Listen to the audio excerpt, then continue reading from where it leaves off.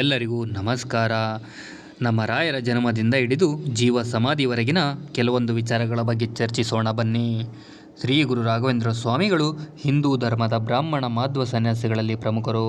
ಅವರು ಮಧ್ವಾಚಾರ್ಯರ ಅನುಯಾಯಿಯಾಗಿ ಮಧ್ವ ಮತದ ದೈವ ಸಿದ್ಧಾಂತವನ್ನು ಪ್ರತಿಪಾದಿಸಿದ್ದಾರೆ. ಶ್ರೀ ಗುರು ರಾಘವೇಂದ್ರರು ರಾಯರೆಂದೇ ಪ್ರಸಿದ್ಧಿ. ಶ್ರೀ ಗುರು ರಾಘವೇಂದ್ರರ ಬಗ್ಗೆ ನಮಗೆ ತಿಳಿದುಕೊಳ್ಳಲು ಸಾಕಷ್ಟು ವಿಚಾರಗಳಿವೆ. ಅವುಗಳಲ್ಲಿ ಕೆಲವೊಂದನ್ನು ಚರ್ಚಿಸೋಣ ಬನ್ನಿ. ಶ್ರೀ ಗುರು ರಾಘವೇಂದ್ರ ಸ್ವಾಮಿಗಳು ವಿಷ್ಣು ದೇವನನ್ನು ಸರ್ವೋಚ್ಚ ದೇವನಾಗಿ ಪೂಜಿಸಿದರು ಮತ್ತು ವೈಷ್ಣವ ಧರ್ಮವನ್ನು ಅನುಸರಿಸಿದರು ಹಾಗೂ ಮಧ್ವಾಚಾರ್ಯರ ದೈವ ತತ್ವಶಾಸ್ತ್ರವನ್ನು ಪ್ರತಿಪಾದಿಸಿದ 16ನೇ ಶತಮಾನದ ಪ್ರಭಾವಿ ಹಿಂದೂ ಸಂತನೆನಿಸಿಕೊಂಡರು.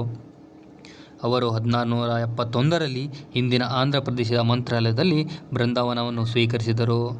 ಭಾರತದಲ್ಲಿರುವ ಅತ್ಯಂತ ಜನಪ್ರಿಯ ಧಾರ್ಮಿಕ ತಾಣಗಳಲ್ಲಿ ಒಂದಾದ ರಾಘವೇಂದ್ರ ಸ್ವಾಮಿಗಳ ಬೃಂದಾವನದಲ್ಲಿ ಅವರ ಭಕ್ತರು ಇಂದಿಗೂ ಕೂಡ ಭೌತಿಕ ಅಥವಾ ಆಧ್ಯಾತ್ಮಿಕ ರೂಪದಲ್ಲಿ ರಾಯರನ್ನು ನೋಡುತ್ತಾರೆ. ಶ್ರೀ ರಾಘವೇಂದ್ರ ಸ್ವಾಮಿಗಳು ಇಂದಿನ ತಮಿಳುನಾಡಿನ ಚಿದಂಬರಂ ಬಳಿಯ ಭುವನಗಿರಿಯಲ್ಲಿ ರಾಘವೇಂದ್ರ ಸ್ವಾಮಿಗಳು ಜನಿಸಿದರು. ಶ್ರೀ ಗುರು ರಾಘವೇಂದ್ರ ಸ್ವಾಮಿಗಳ ಮೊದಲ ಹೆಸರು ವೆಂಕಟನಾಥ. ವೆಂಕಟನಾಥ ಅತ್ಯಂತ ಅದ್ಭುತ ವಿದ್ವಾಂಸರಾಗಿದ್ದರು. ಚಿಕ್ಕವರಿದ್ದಾಗಲೇ ವೆಂಕಟನಾಥರು ಓಂನಂತಹ ಸಣ್ಣ ವಸ್ತುವು ದೇವರ ಅನಂತ ಶ್ರೇಷ್ಠತೆಯನ್ನು ಹೇಗೆ ಸೆರೆ ಹಿಡಿಯುತ್ತದೆ ಎಂದು ಅವನು ತನ್ನ ತಂದೆಯನ್ನು ಪ್ರಶ್ನಿಸಿದ್ದರು. ವೆಂಕಟನಾಥರ ತಂದೆಯ ಮರಣದ ನಂತರ ಅವರ ಜವಾಬ್ದಾರಿಯನ್ನು ವೆಂಕಟನಾಥನ ಸಹೋದರನೇ ನೋಡಿಕೊಳ್ಳುತ್ತಾನೆ.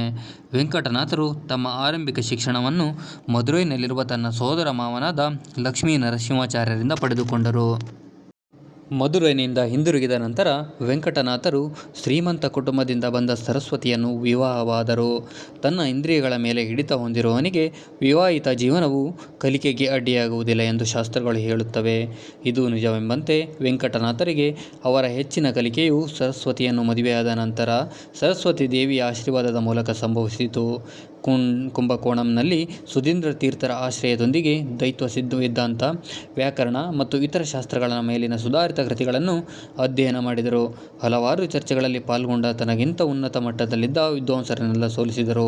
ವೆಂಕಟನಾಥರಲ್ಲಿದ್ದ ಅಪಾರ ಜ್ಞಾನವನ್ನು ಅರಿತುಕೊಂಡ ಅವರ ಗುರು ಸುಧೀಂದ್ರ ತೀರ್ಥ ವೆಂಕಟನಾಥರಿಗೆ ಮಹಾಭಾಷ್ಯ ವೆಂಕಟನಾಥಾಚಾರ್ಯ ಎಂಬುವ ಬಿರುದನ್ನು ನೀಡಿದರು. ಶ್ರೀ ಗುರು ರಾಘವೇಂದ್ರ ಪೂರ್ವಾಶ್ರಮದ ಪವಾಡಗಳನ್ನು ನೋಡೋಣ ಬನ್ನಿ.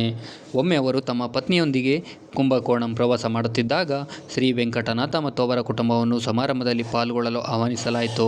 ದುರದೃಷ್ಟವಶಾತ್ ಅತಿಥೇಯರು ಅವನನ್ನು ಚೆನ್ನಾಗಿ ನಡೆಸಿಕೊಳ್ಳಲಿಲ್ಲ. ಬದಲಾಗಿ ಅವರನ್ನು ಮನೆ ಕೆಲಸದವರಂತೆ ನೋಡಿಕೊಳ್ಳಲು ಆರಂಭಿಸಿದರು. ಅತಿಥೇಯರು ವೆಂಕಟನಾಥರ ಬಳಿ ಗರ್ವದಿಂದ ತಿಲಕವನ್ನಿಟ್ಟುಕೊಳ್ಳಲು ಶ್ರೀಗಂಧದ ಪೇಸ್ಟ್ ಸಿದ್ಧಗೊಳಿಸಲು ಹೇಳುತ್ತಾರೆ. ಆಗ ವೆಂಕಟನಾಥರು ಅಗ್ನಿ ಸೂಕ್ತಂ ಪಠಿಸುತ್ತಾ ಶ್ರೀಗಂಧದ ಪೇಸ್ಟ್ ಸಿದ್ಧಗೊಳಿಸುತ್ತಾರೆ. ಅತಿಥೇಯರು ಇದನ್ನು ದೇಹಕ್ಕೆ ಹಚ್ಚುತ್ತಿದ್ದಂತೆ ದೇಹದಲ್ಲಿ ಅಗ್ನಿಯಿಂದ ಸುಟ್ಟಂತೆ ಉರಿ ಆರಂಭವಾಯಿತು. ಉರಿಯನ್ನು ಶಮನ ಮಾಡುವಂತೆ ವೆಂಕಟನಾಥರ ಬಳಿ ಬೇಡಿಕೊಂಡಾಗ ಅವರು ವೈದಿಕ ಮಂತ್ರಗಳನ್ನು ಪಠಿಸುತ್ತಾ ಮತ್ತೊಮ್ಮೆ ಶ್ರೀಗಂಧದ ಪೇಸ್ಟನ್ನು ಸಿದ್ಧಗೊಳಿಸುತ್ತಾರೆ.